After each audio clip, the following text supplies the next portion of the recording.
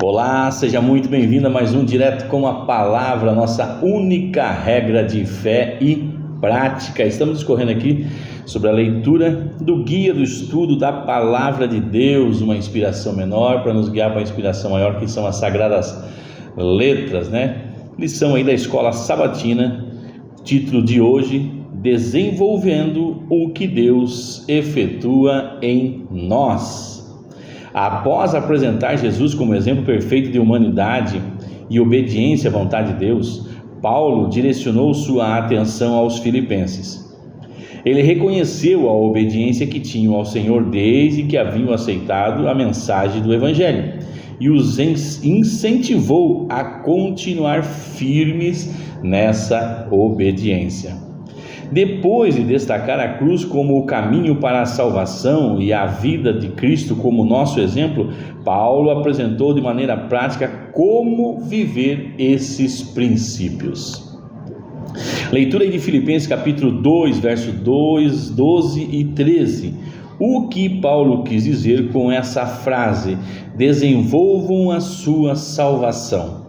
Como você descreveria a relação entre fé e obras? Bom, é servir, ou seja, seguir e prosseguir em conhecer a Cristo. Nós temos falado isso aqui repetidamente, né?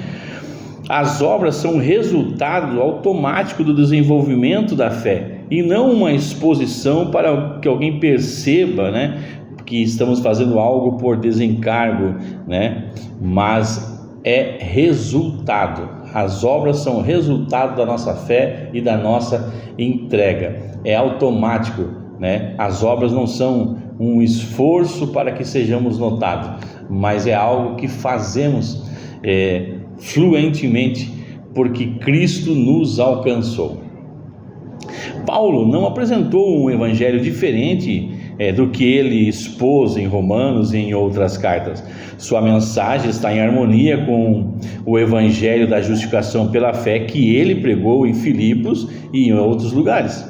Contudo, é fundamental considerar tudo o que a Bíblia ensina sobre determinado tema, especialmente sobre a salvação, que muitas vezes pode ser mal compreendida, e não só pode, como infelizmente. Leia aí Romanos capítulo 3, verso 23 e 24, capítulo 5 e verso 8 e Efésios capítulo 2, e verso 8 ao 10. O que Paulo ensina sobre a salvação?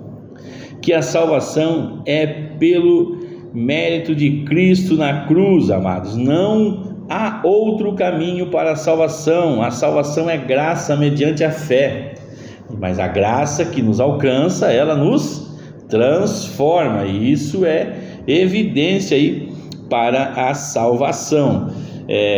Pega a sua Bíblia aí, seja ela no celular, no computador, ou Bíblia física aí, né? E leia Tito capítulo 3, vai também nos dar um respaldo a respeito disso aqui. A salvação, sem dúvida, é obra de Deus, e não temos nenhum crédito por ela. Até mesmo a fé é um dom que recebemos pela atuação do Espírito Santo. Não vem de vós, é dom de Deus, a palavra diz, né? Embora nossas obras não possam nos salvar, Deus, por meio do novo nascimento, lembra? A graça que nos alcança nos transforma, nos concede nova vida espiritual, capacitando-nos a realizar boas obras. O engano da salvação é pela graça, que muitos pensam que são alcançados pela graça que Cristo já fez, por nós fez. Mas a graça, eu gravei um vídeo que a graça não é para todos. Como assim não é para todos? Porque nem todos a aceitam. Então muitas pessoas estão aí pecando deliberadamente porque pensam que a graça está lavando tudo isso, presente, passado e futuro, né? Mas não há transformação. Se não há transformação, não houve o alcance da graça, e essa pessoa precisa realmente buscar ao Senhor para nascer de novo, né? O Espírito de Deus opera em nós, habilitando nossa vontade para escolher o que é certo, resistir à tentação e tomar decisões corretas. É dessa maneira que desenvolvemos aquilo que Deus efetua em nosso interior com temor e tremor. Isso não significa que temos que temer o julgamento de Deus sobre nossos esforços, muitas vezes imperfeitos, para obtê-lo. Temor e tremor se refere à referência que temos, à reverência que temos, que devemos, ter diante da promessa de Deus.